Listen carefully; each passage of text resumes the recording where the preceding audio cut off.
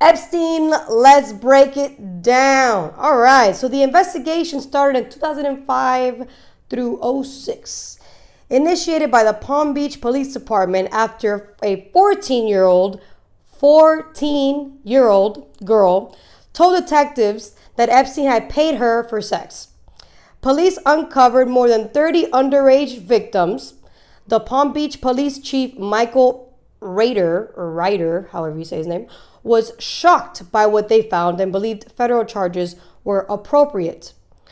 The FBI got involved in 2006, opened a case called Operation Leap Year, built a 53-page draft federal indictment that could have charged Epstein with sex trafficking of minors across state lines, which would give him decades of prison time. FBI interviewed dozens of victims, collected sworn statements, and gathered evidence showing a pattern of organized abuse. The DOJ, though, created this non-prosecution agreement. They called it the NPA, which essentially meant the sweetheart deal that everybody talks about. So U.S. Attorney Alexander Acosta, Southern District of Florida, led the negotiations. Epstein's legal team included high-powered attorneys like Alan Dershowitz. Does that name sound familiar to you guys? Yeah. Kenneth Starr and Jay Lefkowitz. I probably said that wrong, so you got two Jews in there. Epstein's team lobbied DOJ officials in D.C. to intervene, and they did. And they created the sweetheart deal in 2008. So Epstein pled guilty in state court to 2 prostitution charges. No federal charges were ever filed, even though they created a 53-page indictment on evidence.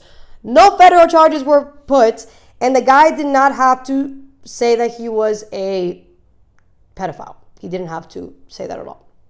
So, the NPA granted immunity to Epstein and any potential co-conspirator protected that were involved. Like, for example, Ghislaine Maxwell. So, even though they ended up ruling that was illegal because of the crime victims' rights, at the end of the day, the guy was, he got off. Now, in 2009 to 2018, that's where the secrecy and the silence started really going rampant.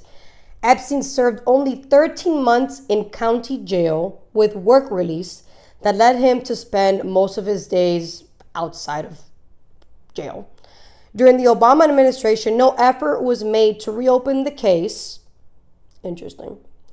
The NPA remained sealed and binding even as victims came forward.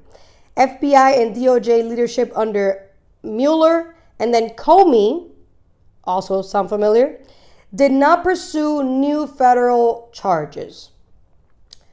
So, like I said, NPA protected Ghislaine Maxwell, Sarah Keelan, Leslie Groff. They were all protected. This clause has been referred to as an unprecedented in U.S. legal history for sex trafficking cases. But the case reopened again in 2018 and 2019 because of the Miami Herald investigation. Shout out to Miami.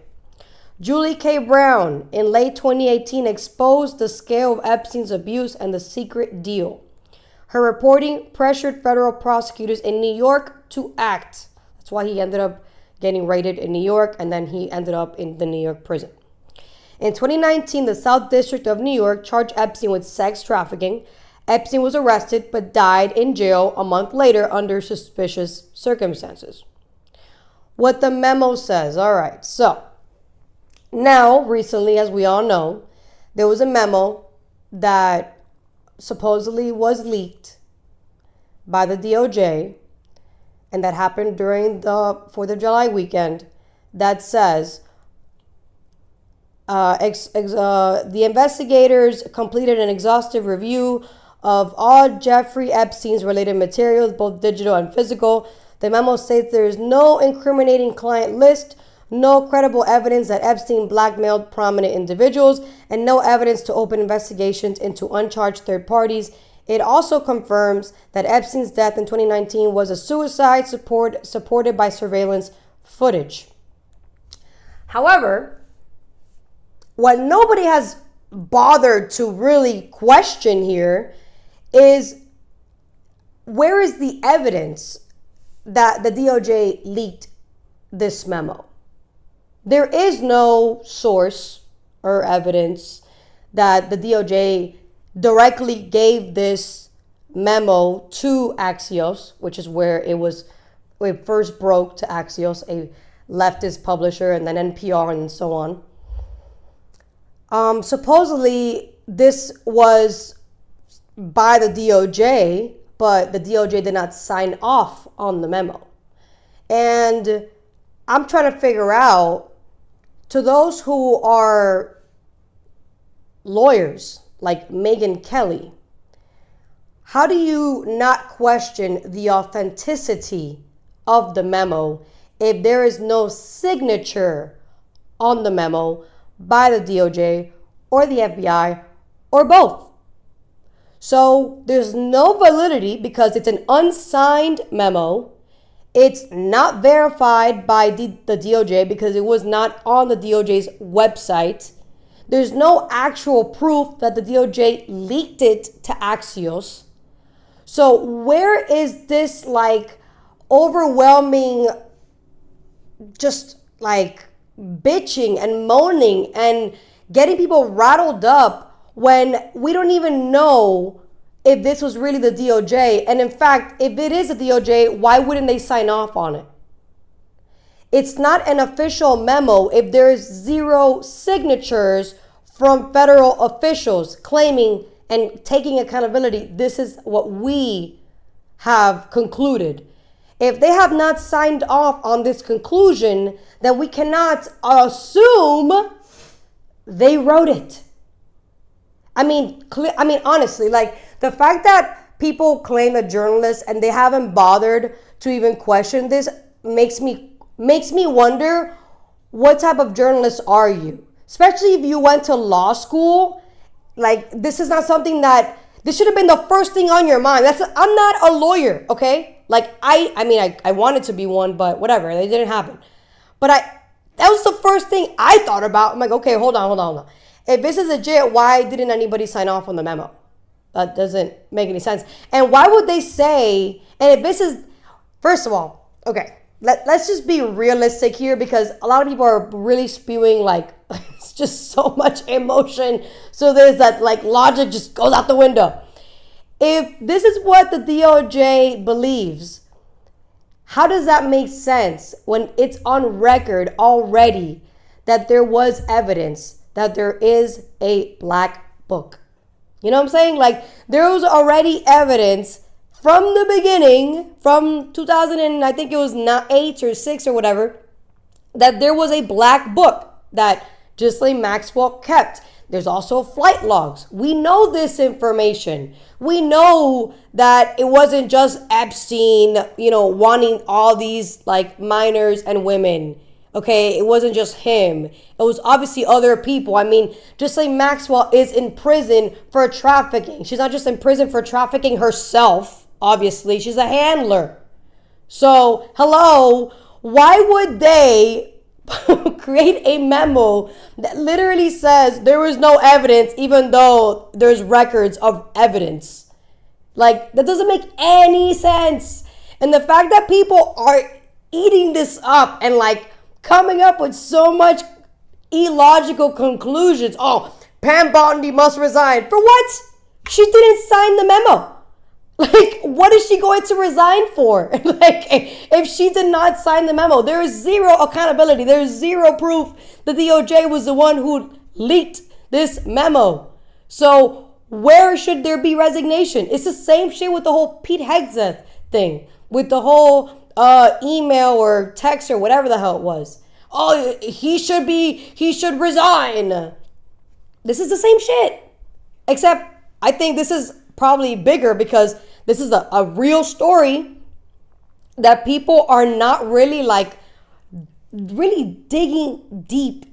You're not digging deep at all. You're looking at things like surface level. A lot of people are looking at things. Look, when you act on emotion, look, this is a woman telling you this. Man, the majority of my audience is males. I know this. YouTube tells me this. So I'm speaking to you, men. This is from a woman telling you this. Stop reacting with emotion. First of all, it's very unattractive. It shows you lack confidence in yourself.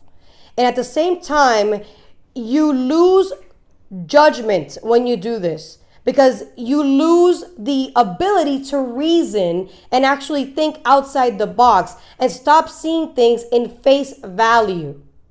Stop. Because all you're doing is believing what's right in front of you instead of questioning, wait a minute, but why is this happening? Why is this happening? Okay? For example, wouldn't you think, if there is indeed a list, we know there's a list. We know there's a black book. We know there's flight logs. We know this. This is all on record, right? We know that Ghislaine Maxwell, if you can fact check that with ChatGPT, but from my understanding, Laz, yes, fact check that with ChatGPT, Ghislaine Maxwell's father was, I believe, part of the Mossad or working with Mossad, or Ghislaine Maxwell's father. He did work for intelligence, yeah. He did work for intelligence. Okay, so we can assume that Epstein and Ghislaine maybe were working for intelligence agencies. Perhaps they were not ours. Perhaps there were others, or maybe it was ours and others. We don't know. However, let's say that is true, and they are working or were working with Intel. Okay. If the Trump administration has this information, what is more beneficial for the Trump administration? To give the public this information, or to use it in their favor? I think it's beneficial to use this information to get them, whoever they are, to get in line, versus giving it to the public, because all that's going to do is create more chaos in media. It's going to create a lot of, shaming and defaming. It's going to ruin reputations. Even those who are not even guilty of any crime, people are going to assume that you are. And at the end of the day, if you have no solid case on people that you claim are criminals in this human smuggling operation that Epstein supposedly was a part of, if you have no solid case of Prince Andrews and Bill Gates and all these people, guess what? They will sue the government and they will win. That is the reality. Look at Diddy's case. He's a perfect example of that. And I told this to my friends who I talk to on a daily basis, who are so emotionally invested in this, as if this is going to make or break like their lives, as if this is going to put food on your table and pay your rent at the end of the month or the beginning of the month. It wasn't like proved in court. Yeah, of course. There's no concrete evidence. There's a lot of allegations and speculation. A lot of journalists looked into his background, and they saw ties to British intelligence, MI6, and the KGB even. Okay, so we're all and his death was very weird too. Yeah. He quote unquote fell off his yacht by the Canary Islands, and they found his dead body, his dead naked body. Who are you talking about? Ghislaine Maxwell's father? Yeah, that's interesting. Yeah. And she thinks, his daughter Ghislaine thinks that he was murdered because he had a lot of enemies. Okay. But she doesn't have any proof to give. Got it. Yeah. Okay.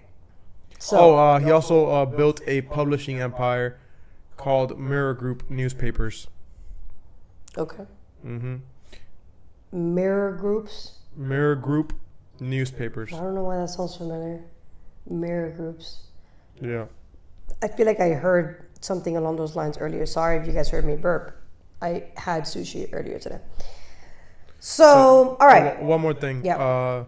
Allegedly, Maxwell, the father, helped Mossad in operations by acting as a quote-unquote spy of influence. Some say that he may have helped Mossad locate and capture Mordecai Vanunu, the Israeli whistleblower who exposed the Israeli nuclear program. Interesting. Yeah. Okay. So, like I said, let's assume they were working with Intel. Okay. Now, the administration has all this dirt on all these people. The administration also has the people that don't have really, there's no actual crime they committed, but their names are on these documents, right? Okay. So to the public, anybody on the flight logs, anybody in the Lolita Express, anybody on the Black Book, they're all guilty no matter what. They're all guilty. Even if they didn't actually do anything because you were associated with this dude, you're guilty. That's why they're calling now Donald Trump a rapist, because he has pictures of him. You know, like so does Elon Musk. There's a bunch of people that have pictures with this guy. Apparently not everybody's guilty if you got a picture with this dude, right? So if you open the lid and you say, all right, the public deserves to know, because that's transparency, right? Which I don't believe that's trans. It's forced transparency that has no actual like benefit whatsoever in the long term. It just creates chaos, and it's going to hurt us in the long run, because at the end of the day, we fund the federal government, and the federal government gets sued for slander and libel, and that is obviously not protected speech. And you are assuming the federal government is making it seem like all these people that have some type of connection to Epstein in some form are now seen to the public as pedos or human smugglers or whatever, then they're going to sue, right? They have a right to do that, and they will win. And we will have to pay them out.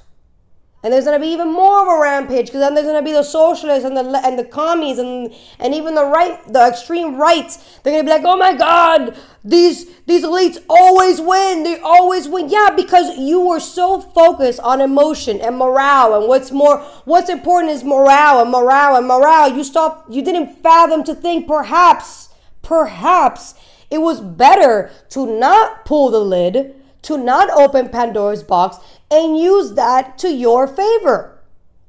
That's what I would do. You're not protecting them by not exposing them. If anything, you're saying, look, I know what you did, and you're gonna do this and this and this, or else. That's mafia shit right there. What's up, chat? Yeah, I can't see my chat because I don't have my laptop with me. So anybody who like comments, let me know, because I don't know. Yeah, you know, as soon as you take a breath after talking. Yeah, you know? all right. It might take 15 minutes before I took a breath. I might have to cut in there, you know? All right. We got DJ in the house, and we got Alberti. Yo, what it do? But yeah, I personally think that it is better to not open Pandora's box. Hold on. They said something here. Oh, yeah, go. Well, DJ says hi. Albie says hi from the middle of the ocean. Albie had a question, though. He said, all I got to ask is, why would Trump say he was going to release the info? Why did Pam say she would? Is that not a lie? The memo is not verified. There is zero proof that the memo is done by the DOJ, because there's no signature by the DOJ. So everybody who is claiming that they're lying is disregarding the fact that there's no actual proof.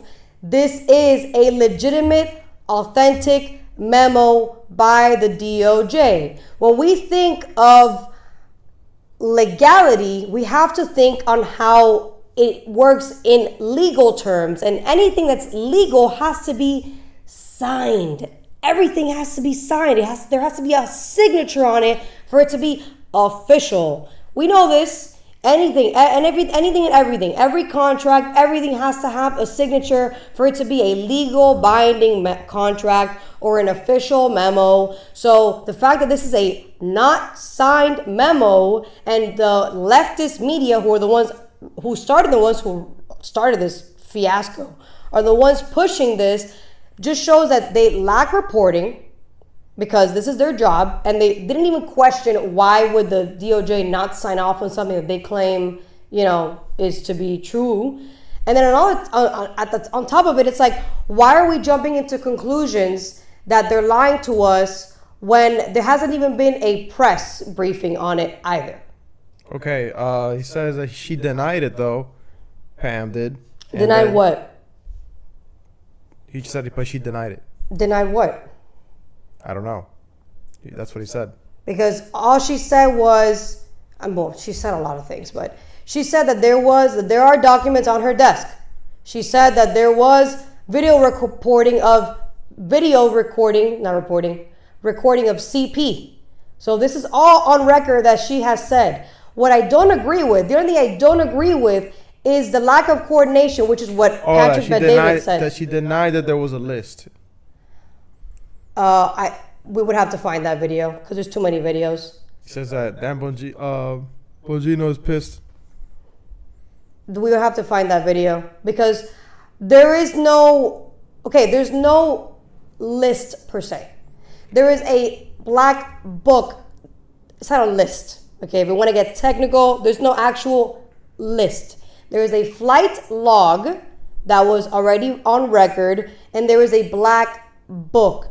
There's no actual Epstein list that's on record. We can go back to 2006, I believe it was, or 2008. I could actually go back here and find out because if you can go all the way back to Live 45, please, all the way to ChatGPT, all the way at the top. That's one of the first things I asked. Is there an actual list? And it says it's not a list, it's a black, here we go. It's a black book discovered in 2009. And then there's flight logs from late 1900s. So this client list or trafficking network list is not official or confirmed.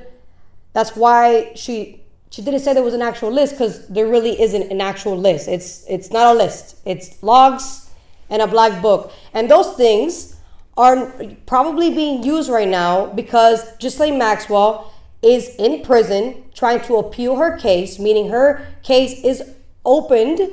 So when a case is opened, evidence is going to be used on that case for appeal. So if evidence is being used on a case for appeal, then we technically should not be giving it to the public for consumption.